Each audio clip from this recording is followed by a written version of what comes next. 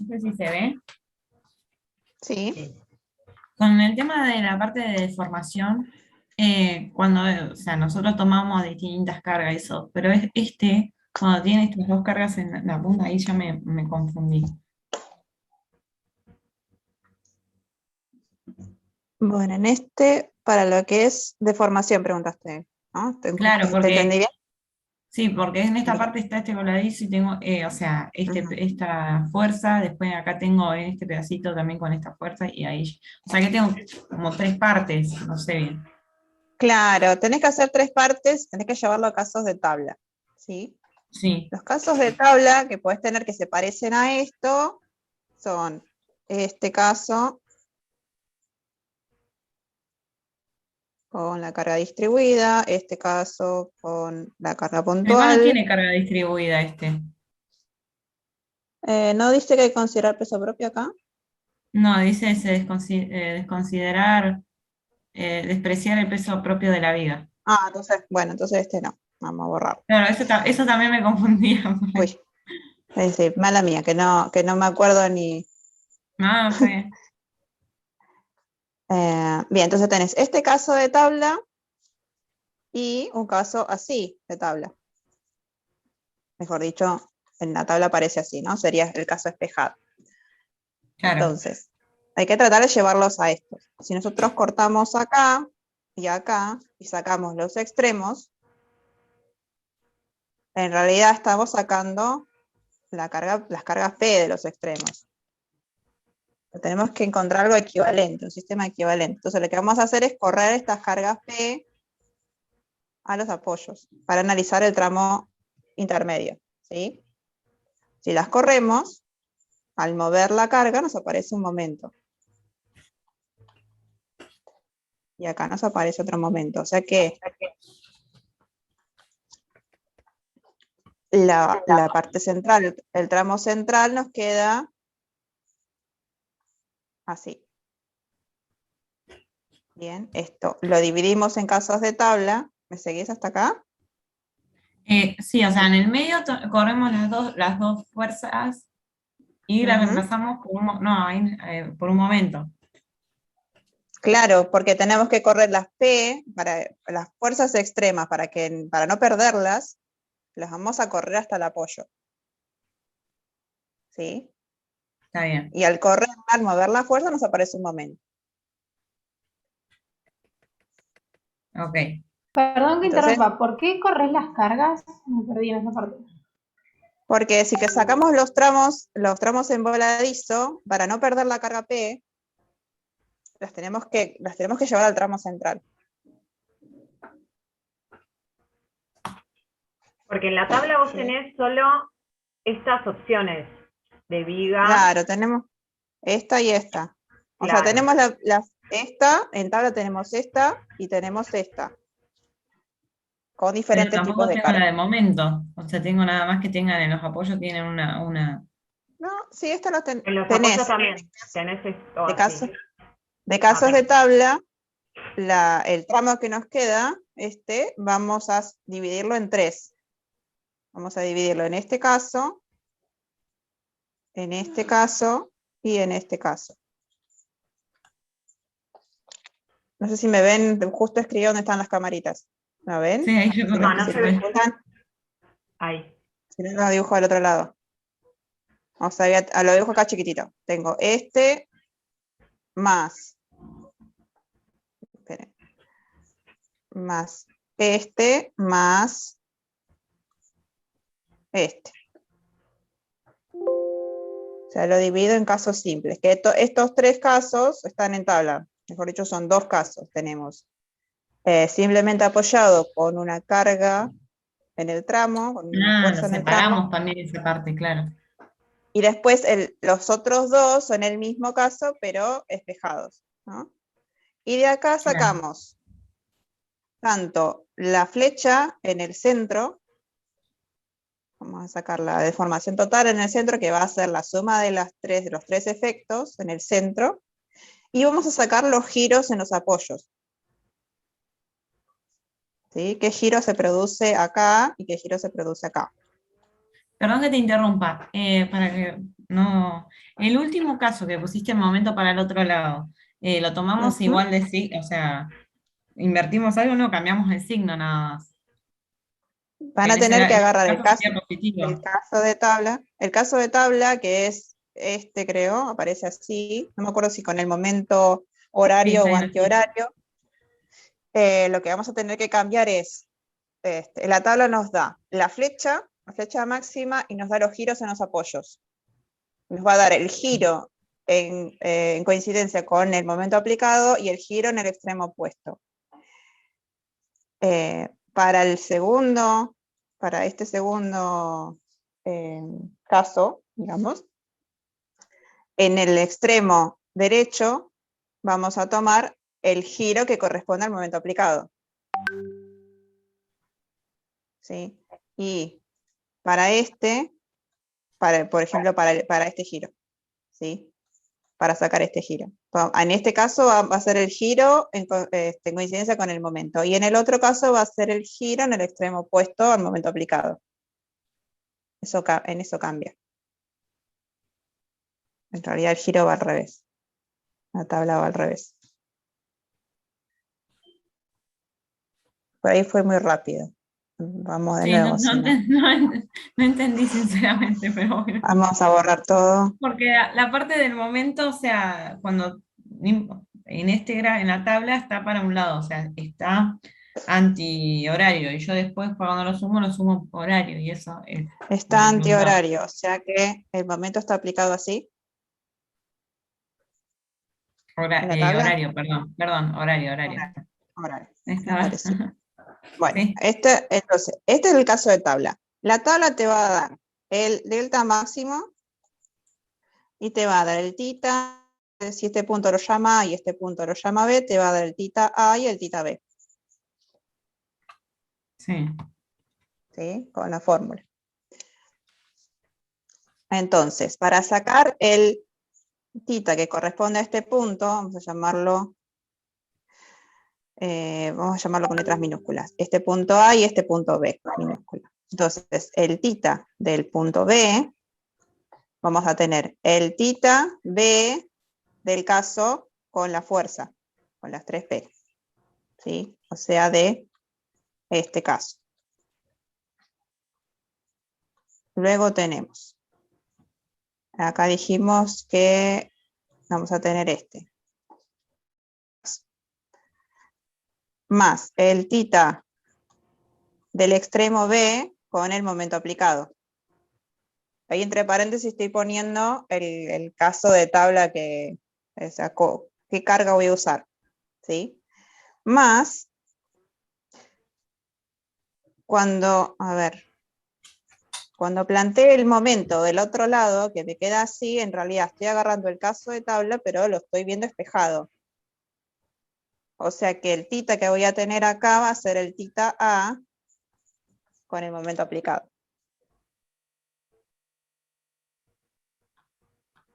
¿Se ve? sí. El tita A de ¿Ahí se tabla. entiende mejor? De tabla, sí, estos son todos de tabla. Todos estos son de tabla. Bueno, y en este caso, después tengo que ver los signos, que no sé si estaba en la tabla, en el dibujito. En este caso, el tita B para la fuerza aplicada, lo voy a medir hacia abajo, o sea que va a ser así. Y para este otro, el tita, o sea, la viga va a deformar hacia arriba, se va a ir hacia arriba, o sea que el giro va a ser así. Con eso lo voy sumando los signos, ¿no? Y en el último caso, esto se va a mover así, o sea que este giro también va a ser así.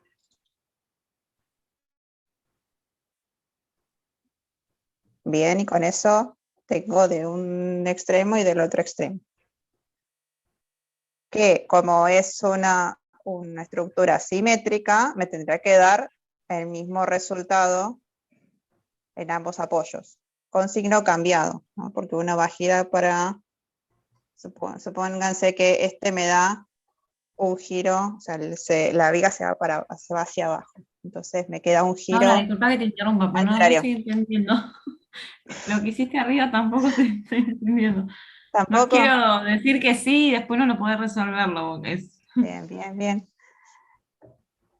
Si alguno quiere, alguno de los ayudantes quiere intervenir, encuentra una manera más simple de explicarlo. O yo soy muy lenta en entender, pero no sé. No, no, No, no, no. ¿Dónde te O por porque ahí perdiste? lo intentamos hacer con mi yo compañera y estoy, tampoco pudo. por ahí yo estoy acelerada, puede ser. No, no, no. Bien, dijimos Me que mataste con tenemos los ángulos ahora, eso sí que no sabía. estos tres casos. El tramo central, si suponemos que deforma de esta manera, va a tener un giro θ A y un giro θ B. ¿Por qué nos interesa conocer estos giros? Creo que ahí está mi error en no explicar por qué nos interesa conocer los giros. Porque los extremos en voladizo, que vamos a analizar después con este caso, en realidad no tienen el empotramiento, no tendrían el empotramiento entre comillas con la barra horizontal, sino que esto está girado, trae un giro del tramo central. ¿Sí? Por eso necesito saber el giro de este punto. ¿Sí? Ok. Bien, entonces, ¿cómo puedo conocer con estos tres casos la flecha en el centro de la viga? O donde corresponda que sea la flecha máxima.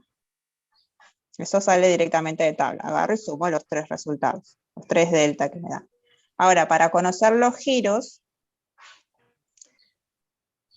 voy a agarrar en la tabla, voy a buscar el giro del extremo, ponele para las fuerzas, el giro del extremo A y el giro del extremo B va a ser el mismo, porque la carga está centrada. Entonces, tanto para el θ A como para el θ B voy a sumar la misma expresión. ¿Sí? Para el segundo caso, o sea, para el momento aplicado a la derecha, para sacar el θ A, para sacar el θ A minúscula, voy a usar el θ A mayúscula de la tabla. ¿Sí? Porque justo me coincide. ¿Sí? Y para el caso del θ B minúscula, voy a usar el θ B mayúscula de la tabla porque me coincide el caso. ¿Sí? Para la tercera opción, o sea, para la tercera parte del tramo central, como tengo el momento aplicado en la izquierda y no en la derecha, voy a agarrar el caso de tabla y lo voy a espejar. Entonces, la fórmula que me dice θ A de tabla va a ser el θ B de mi viga.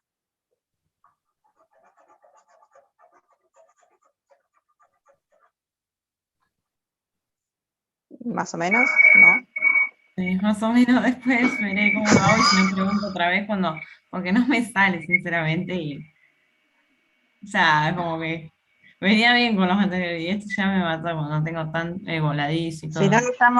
lo llamo de otra manera, voy a llamarlos, voy a llamarlos 1 y 2.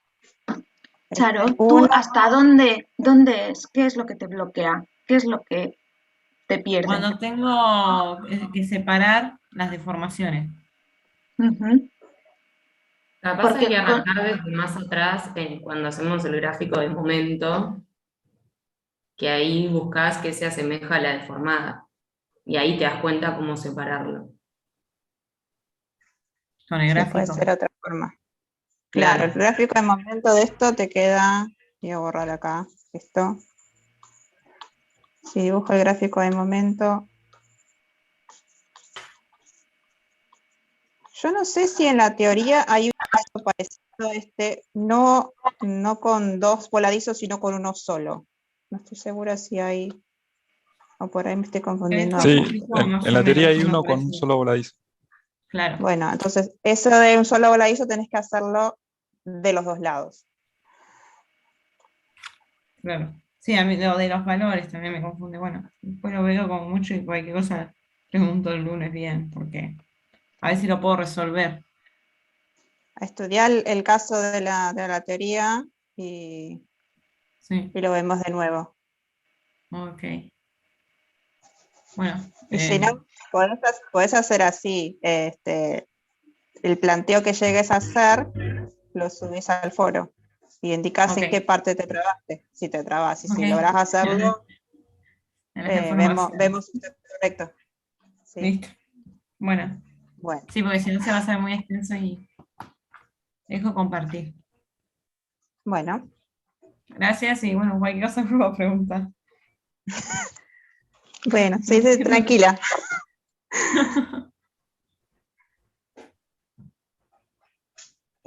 ¿Alguien más quiere preguntar?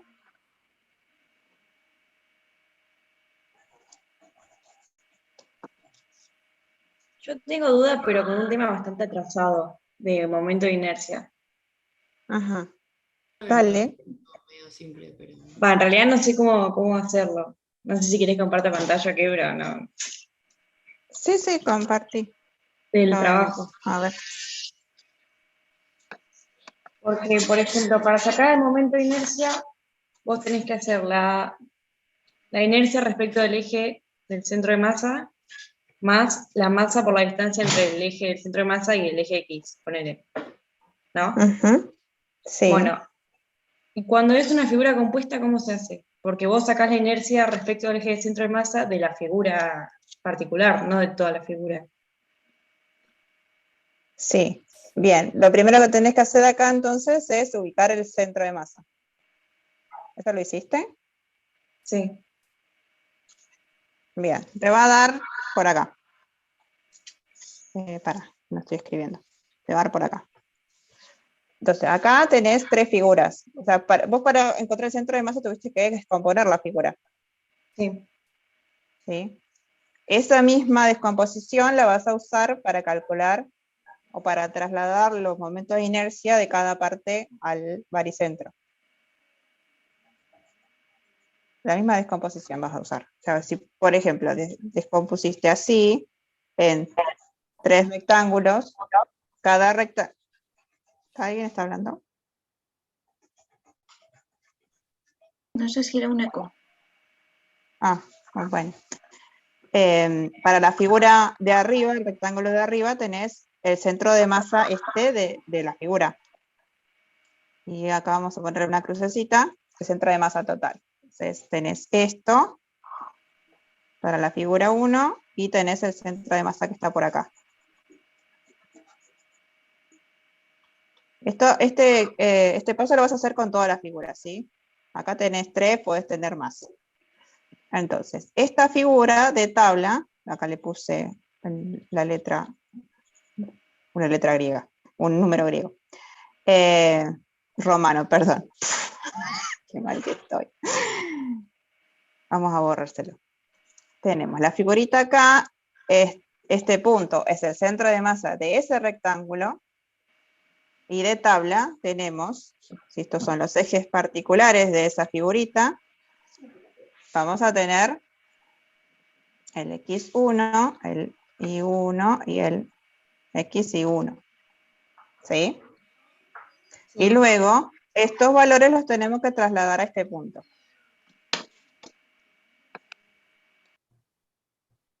Y lo mismo vamos a hacer con todas las figuras. Entonces, ¿cómo trasladamos esos valores al centro de masa total? O cualquier punto.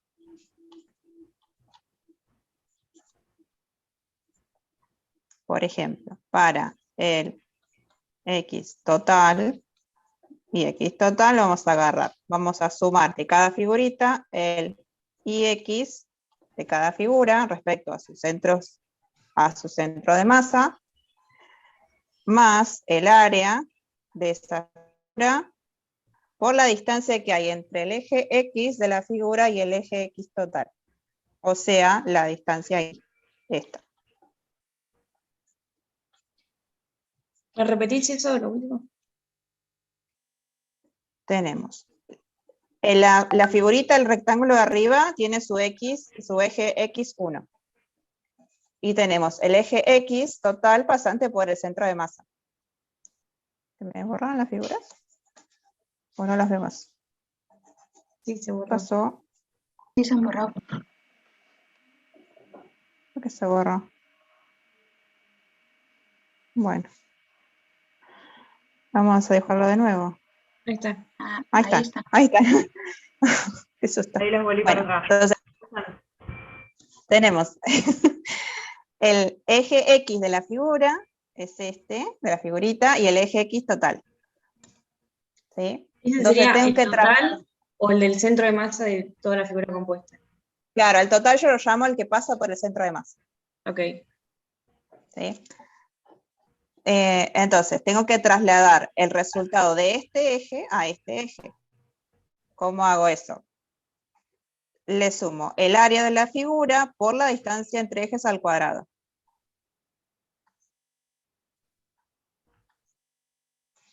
Entonces, tomo esta distancia, la calculo esta distancia, y la elevo al cuadrado y la multiplico al área. Y eso voy a hacer con todas las figuras. ¿Sí? Sí. Para hacer, voy a escribir el otro. Es el mismo procedimiento. El I total, voy a sumar el II de cada figura más el área de cada figura por la distancia X entre los ejes, o sea, entre este eje y este eje. Como estos ejes, acá justo en esta figura, son coincidentes, o sea, este es el eje Y, este es el eje I1, fíjate que son el mismo, no tengo distancia de X, o sea, el de X1 va a ser 0. Entonces, directamente, el resultado de la tabla, la formulita de la tabla, para ese rectángulo. ¿Sí?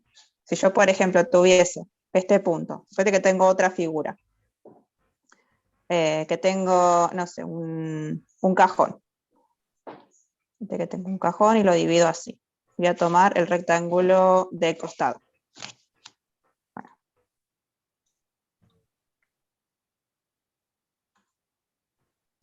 Tomo este rectángulo, ¿no? Que tiene su centro de masa por acá y acá tengo el centro de masa total. Entonces, el eje Y es este y el eje I1 va a ser este. Hay una separación entre ejes, o sea que tengo que trasladar el valor. Tomo la distancia entre estos ejes, que va a ser la de X de este rectángulo, y la elevo al cuadrado. ¿Sí? O sea que voy a sumarle ese término del área por la distancia al cuadrado cada vez que tenga los ejes no coincidentes. Claro, sí, no, yo había entendido mal del principio por eso, pero ahora ya está, me quedó claro. Y con el momento con el que falta, con el producto de inercias, lo que hago es multiplicar por ambas distancias. ¿Sí?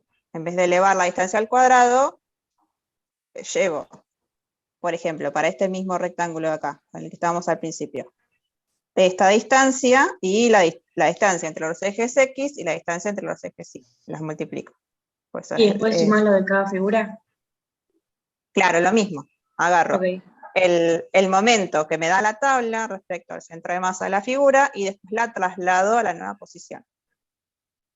¿Sí? Multiplicando el área por la distancia que corresponde. ¿Sí? Y eso así en todos los casos. Y ahí obtengo estos valores de momento de segundo orden respecto a ese punto. Bueno, genial, gracias. Yo, profe, justamente tenía una duda con cuando teníamos que calcular la inercia XY de las figuras, y bueno, yo tenía llegué a algo para hacer el círculo de Moore, pero no sabía si me daba bien. No sé si puedo compartir. Dale. Bueno, yo lo que había hecho, calculando XY de cada uno, no sabía si cuando tenía que calcular la inercia XY de cada uno, O sea, porque por tabla sería, la inercia sería 0 y tendría que multiplicar, sumarle sería, bueno, el 0 más la masa por las distancias. Y después sumar cada una de ellas. Ujú. Sí, Exacto. Y después, o sea, porque de esta manera, claro, yo lo había tomado como que era 0 ya de tabla, pero me faltaba la masa por la distancia, sería, ¿no? claro, te falta trasladar. Exacto. Claro, entonces no te daría 0 como en este caso, o sea, sería con un valor específico para y en XY. No lo sé, eso depende de la figura. Puede no darte 0.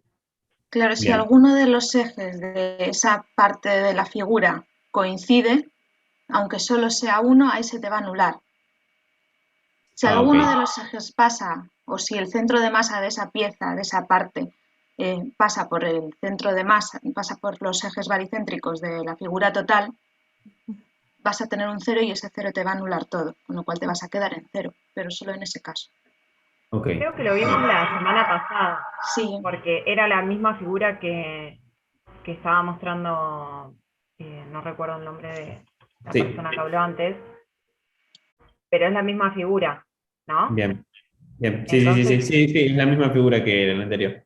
está bien, es correcto que te dé el IXY te dé 0, está bien, Bien. O porque sea, el eje, porque I, perdón, ¿qué? sí, capaz que ibas a decir lo mismo. Recuerden que siempre que tengan un eje de Claro. simetría y el eje del centro de masa coincida con uno de los ejes de simetría, el producto de inercia les tiene que dar 0. Bien, y así el círculo de amor se dibujaría así por más que sea el ángulo 0 y demás. Claro, uno de los ángulos te va a dar 0 y el otro te va a dar 90 grados. Ah, bien, bien, bien, buenísimo. O en el círculo de Mohr uno te da 0 y otro 180. Sí. Bien, gracias.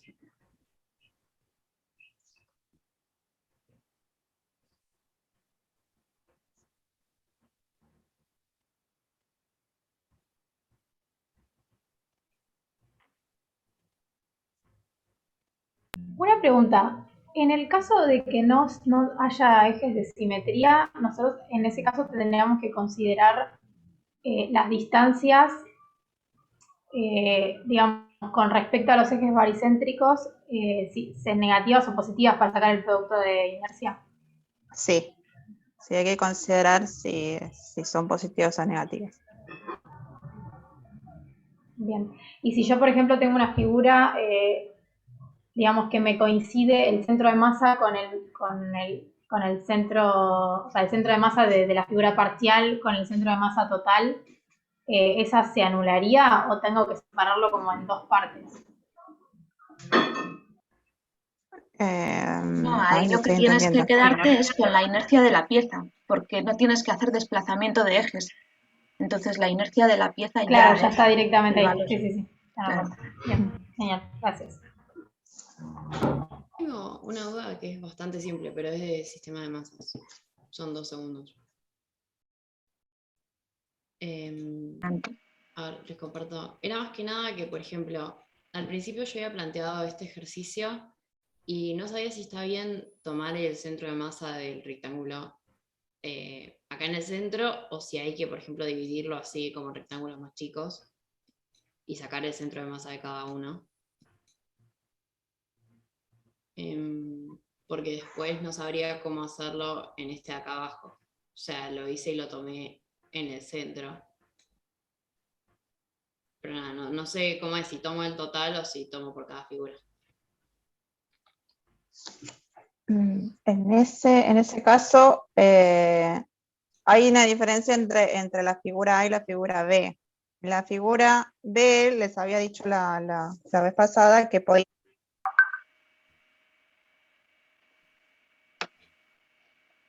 Se me cortó, creo. Pues. Laura, dejé de escucharte. No sé el resto. Sí, yo también pensé que se me había cortado a mí. Se me terminó la batería del micrófono. ¿Me escuchan? Sí. ¿Me escuchan? Sí. Capaz.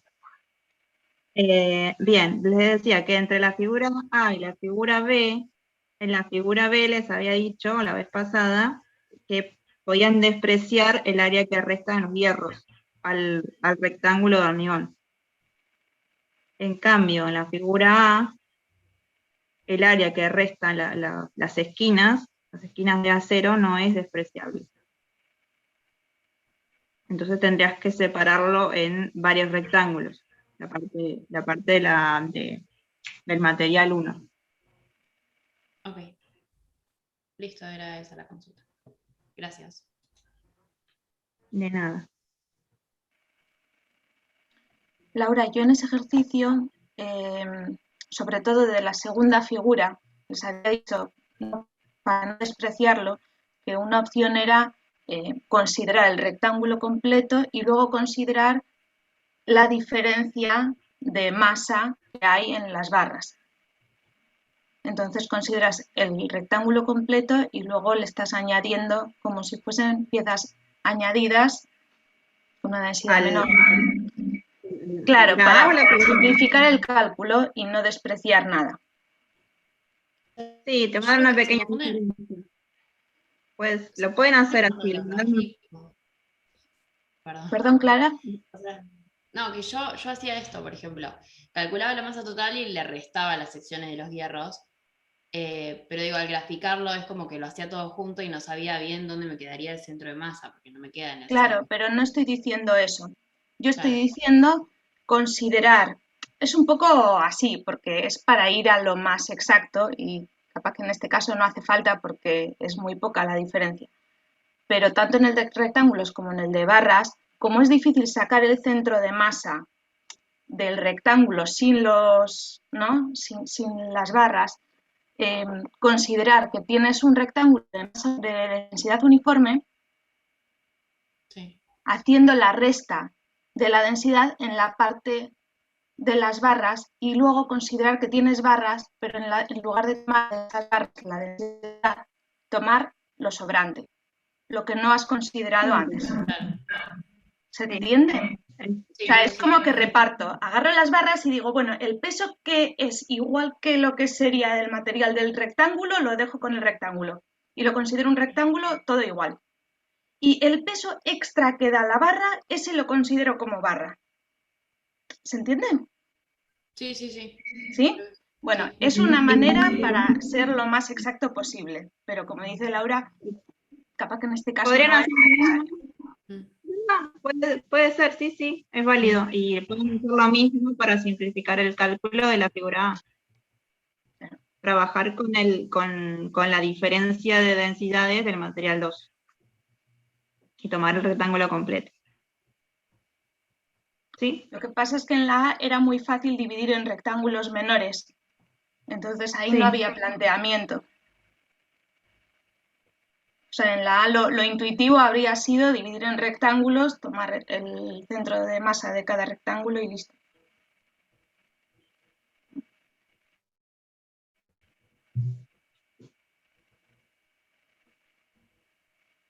Y en ese caso se podría hacer que el rectángulo de hormigón, o sea, uno calcula el área total de ese rectángulo y después le restás el área de cada una de las barras, a lo que después lo multiplicás por la densidad para sacar la masa propia, para después calcular la masa de cada barra. A ver, repítelo.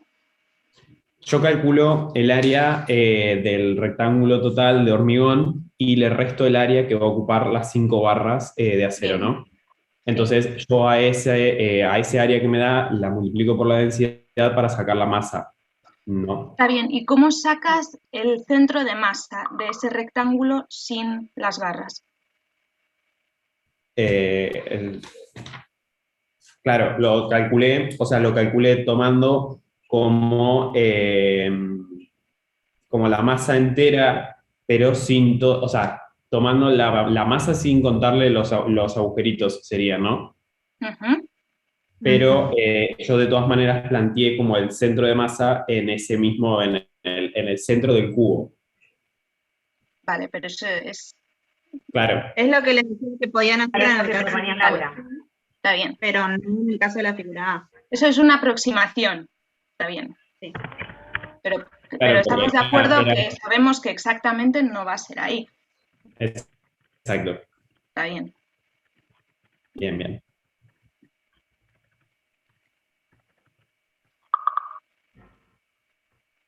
¿Alguien más? Yo tenía una consulta del 6. Ahí comparto pantalla.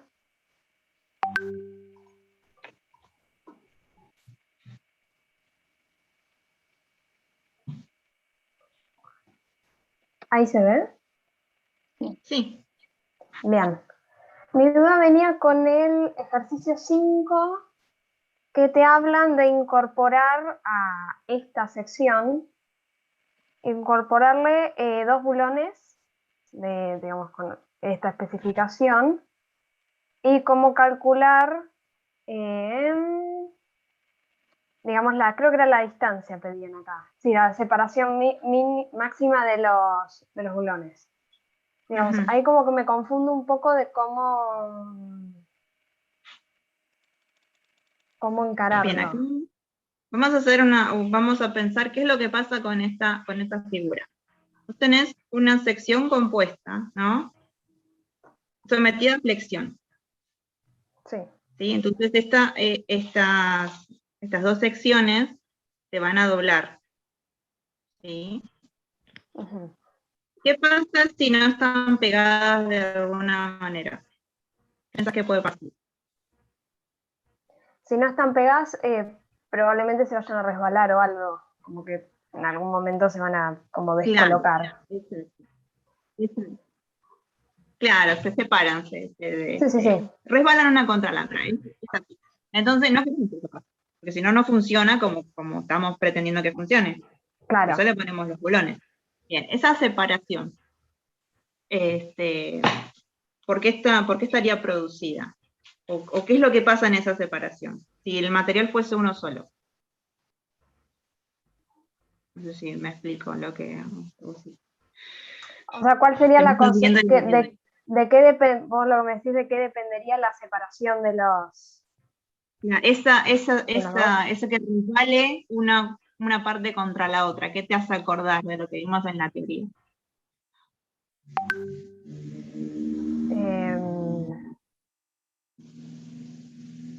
¿Qué decimos que una parte resbala contra la otra? ¿En qué parte de la teoría hablamos de eso? Era con la parte del eje neutro, si mal no, por ahí lo tengo un poco mezclado todavía. Más arriba. Decimos que esa separación se va a dar, ¿no? Porque las láminas del material tienen una deformación diferenciada de una de otra, ¿sí? Y en base a esa hipótesis, nosotros calculamos tensiones de corte. Decimos que esa separación va a ser, ese efecto va a ser máximo en el eje neutro, pero en realidad se da en todas las fibras de la pieza. Bien. Tiene que ver nosotros lo relacionamos con el corte. Es un poco más complejo, pero nosotros lo relacionamos con el corte.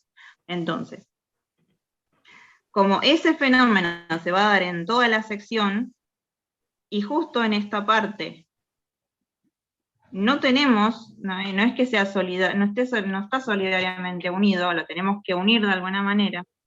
Claro.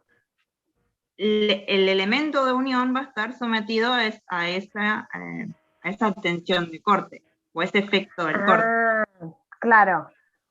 Por ahí, vamos a calcular tensiones de corte, que no van a ser las máximas, porque esa posición no es la del eje neutro, pero van a tener un valor. Bien. ¿Sí? Teníamos que les recuerdo, las tensiones de corte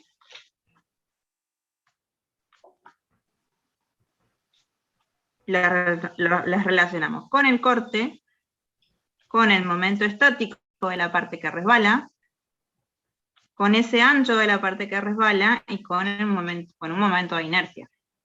Claro. Todo esto respecto a un eje que es perpendicular a la dirección de la carga que me provoca ese corte. Bien. Como el corte tiene, la carga tiene esta dirección, dirección Y, entonces todas estas propiedades van a estar referidas a un eje X. Claro. Un eje X, esto va a ser X, X, y esto va a estar medido en X. Bien. ¿Sí? De la fibra que estamos queriendo analizar. O sea, estamos queriendo unir toda esta superficie. Entonces vamos a calcular todo eso acá, el corte en esa posición.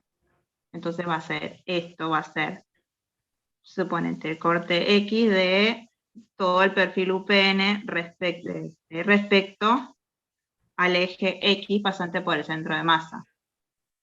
Va a ser Bien. momento de inercia X de toda la figura. Y va a ser el ancho B de contacto entre el perfil UPN y el perfil IPN de abajo.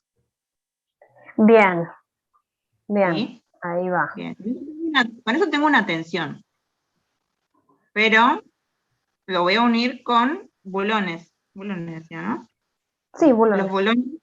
Ahí lo reviso por las dudas, pero sí, acá. Bien, entonces lo que vamos a tener, por ejemplo, es una superficie, vamos a tener un área tributaria de cada bulón.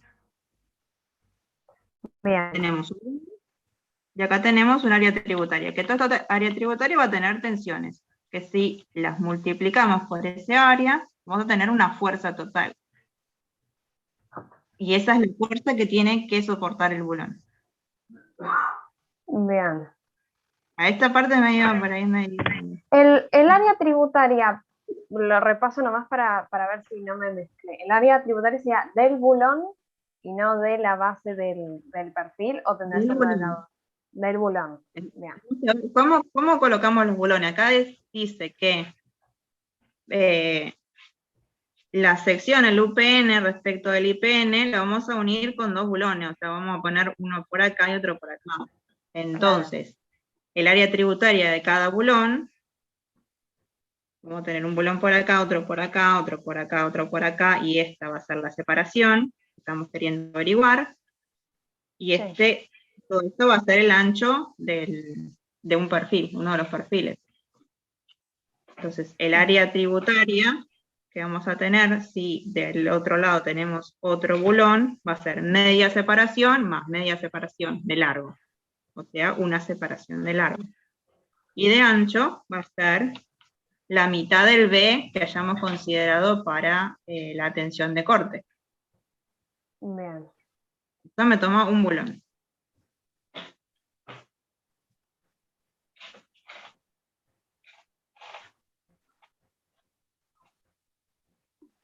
Claro, Y acá eso tenemos, llevaría. Sí. sí. Esta tensión que estamos sacando acá es la tensión requerida, la tensión que me va a provocar la carga en esa posición.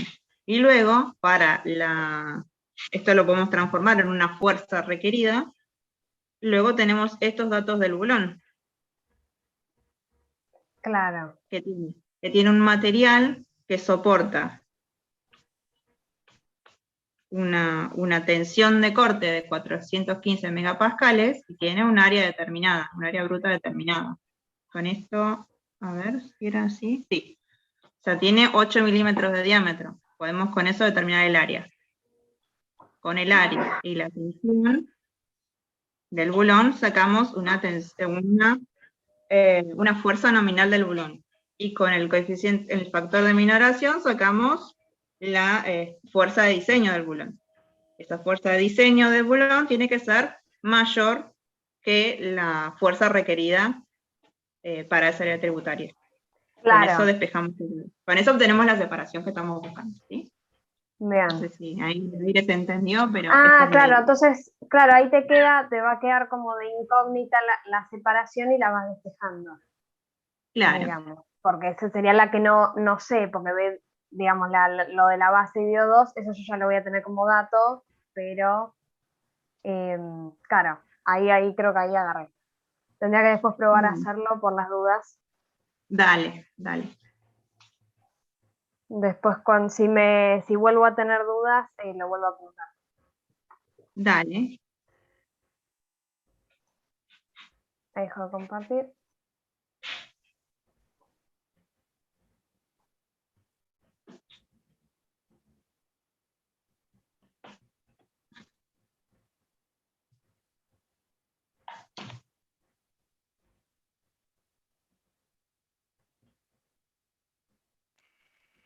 Bueno, ¿alguna otra consulta?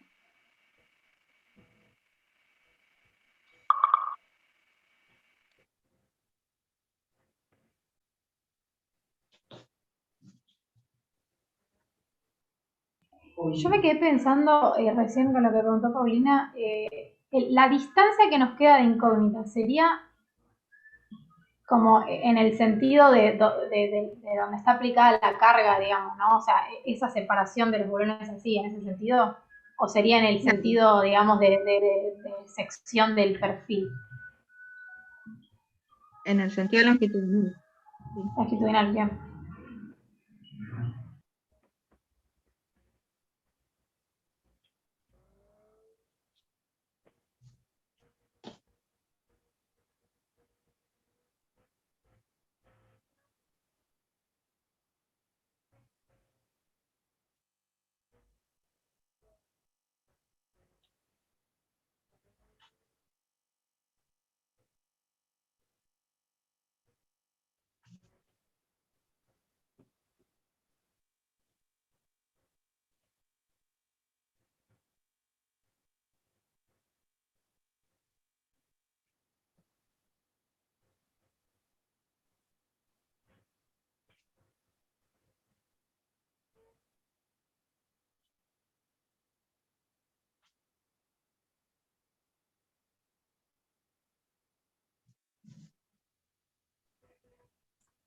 Bueno, profe, yo cualquier cosa me desconecto. Cualquier cosa me pregunto por favor. Estaba intentando hacerlo, pero bueno, no sé. Bueno, Después le pregunto. Gracias. Bueno, chao. adiós.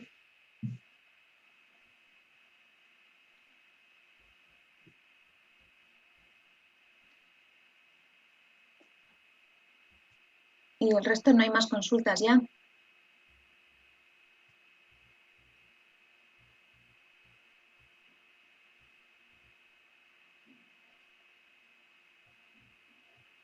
Creo que eso es un no. Bueno, Me voy a arriesgar y voy a decir que es un no.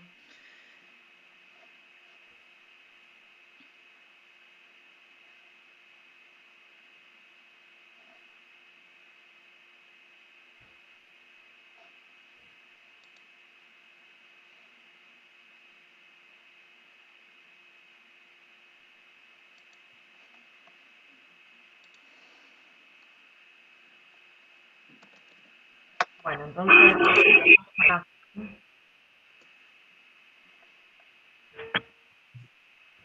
Se han liberado.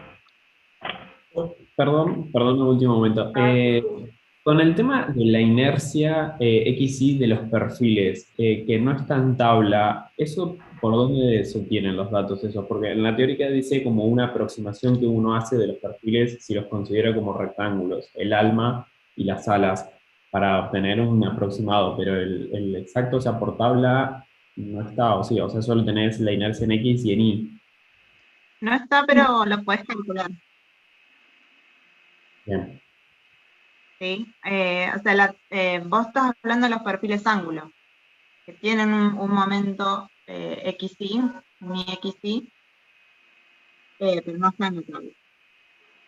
El Bien. tema es que los perfiles ángulo te va a dar 4 momentos de inercia. Te dan el IX, el Y, el IB y el IZ. El IB y el IZ son principales. Son momentos de inercia principales. Bien. Entonces, a Claro, porque partir el del... X y el Y no son ejes de simetría. Claro. Bien. Entonces, Muy ¿qué bien. tenés? El X y el Y, son iguales si el perfil es de alas iguales. Entonces, podrías, a partir de un círculo de Moore, si vos no querés dividirlo en dos rectángulos y sacar el aproximado, podrías calcular el exacto. Ok. A ver si me sale dibujarlo. No, espera.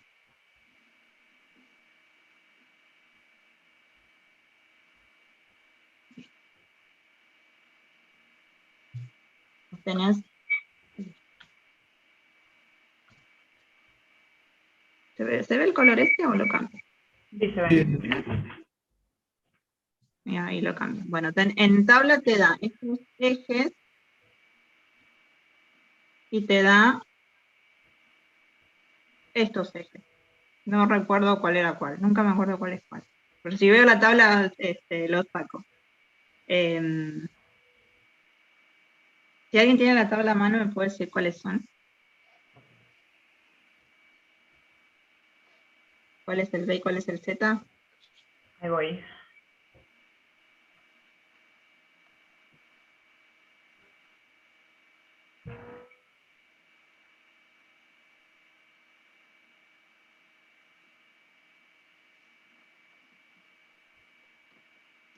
Este es el B. ¿Cuál es? Ah, bien. Y el otro es el Z. Bien, entonces la tabla nos da IX, Y, Perdón, Z. Y B y Z. Estos son principales.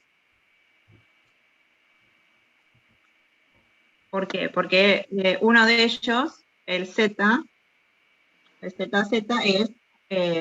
eje de simetría. ¿Sí? El eje de simetría es eje principal. Si estos son los principales, entonces el IBZ es 0. Acá estamos queriendo averiguar cuánto es el IXY. ¿Cómo? Ambos grupos de valores representan las inercias respecto a un punto para direcciones distintas, entonces están contenidos dentro del mismo círculo de Morse. ¿Sí? Entonces podemos construir con los datos que tenemos seguros, que son los principales, ¿no? Construimos con el par IB y BZ, tenemos este punto, vamos a ponerle punto B, y con el IZ y BZ tenemos el punto Z. ¿Sí? Este es el valor IB y este es el valor IZ.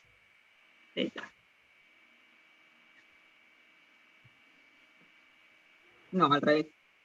Perdón. Este es el Z y este es el B. Porque acá me da mayor. Así.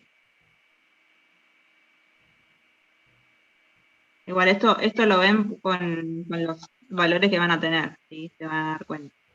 Como el centrífugo es 0, este par de valores me queda acá, y el otro me queda acá.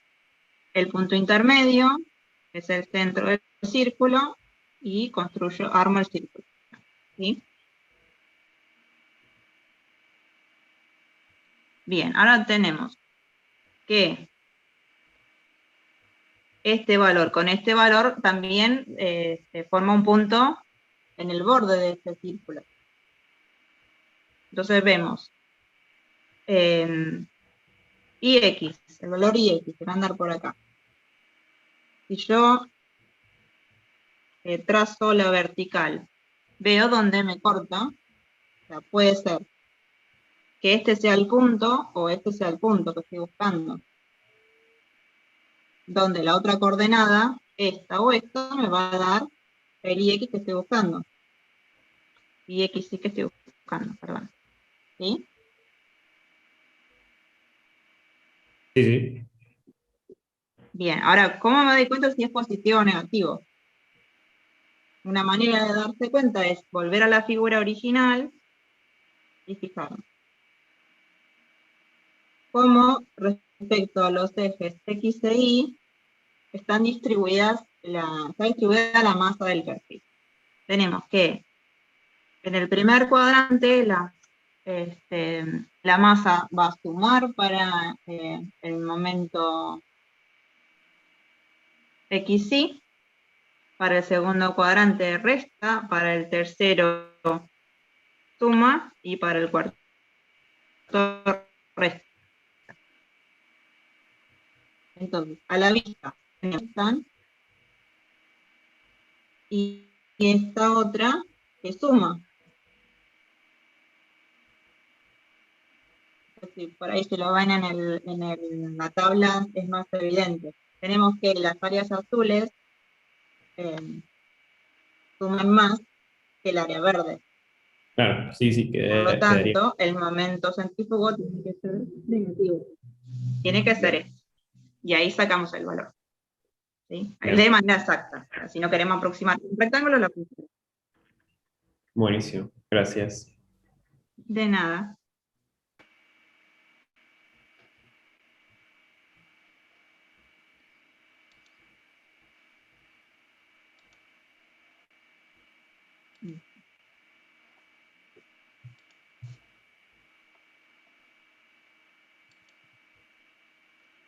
Pregunta, cuando hay ejes de simetría, aunque haya uno solo, siempre la inercia x y va a ser 0, siempre.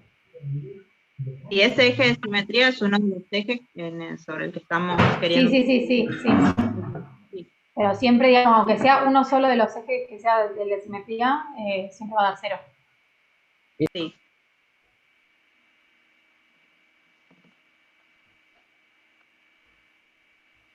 ¿Eso por qué? O sea, ¿por qué nos da, si tenemos uno de los ejes con más de simetría, nos da el centrífugo o el producto de inercia nos da 0? Porque acuérdense que el producto de inercias toma en cuenta la distribución de la masa alrededor de los ejes. Si tenemos un eje de simetría, están distribuidas de manera equitativa alrededor de uno de los ejes. Por lo tanto, la parte que suma, la parte sí. La contribución de área que suma y la contribución de área que resta es la misma, por eso el momento me queda 0.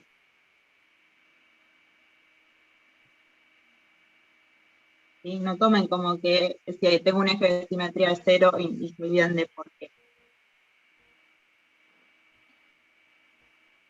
Puedes incluso imaginar que en ese eje de simetría partes la pieza en dos y consideras el producto de inercia de la parte de un lado y la del otro lado.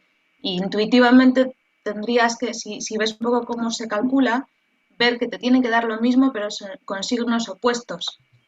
Entonces, claramente lo has separado en dos, tendrías que sumarlo para obtener la pieza completa y vas a sumar dos cosas que son lo mismo con signo opuesto. No sé si eso, para hacerse una idea de por qué está pasando.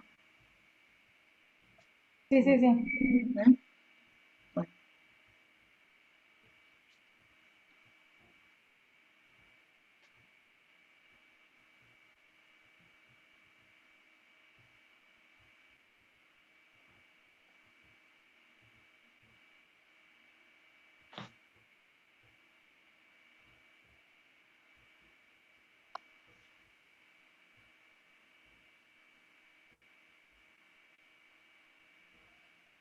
¿Alguna otra pregunta?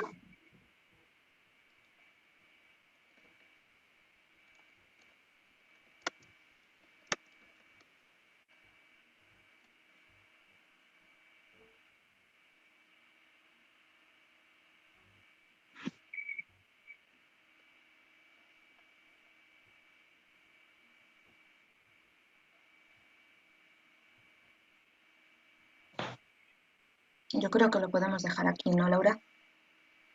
Ya estamos a medio tarde, ellos deben estar cansados. Chicos, no sé si ustedes están cansados, nosotros sí.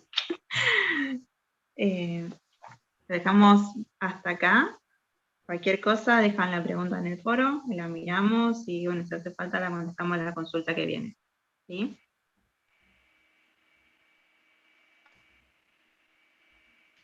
Vale, gracias.